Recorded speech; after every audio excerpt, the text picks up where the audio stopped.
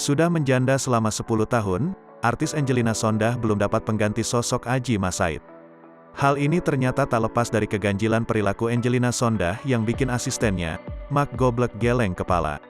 Memang, Angelina Sondakh sempat dikaitkan dengan Marcelino Lefrand, Stephen Rumangkang, hingga Mujie Massaid. Nyatanya, sampai saat ini Anggi masih betah melajang.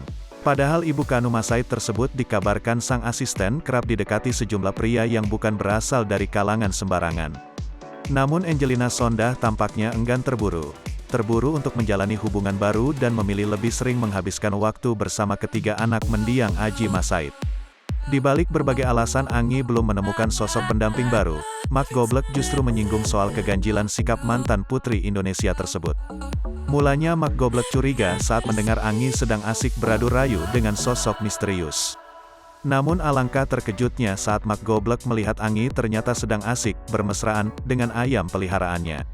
Keganjilan kelakuannya itu kemudian dibalas Anggi menggunakan pantun perihal bahayanya efek dari jatuh cinta.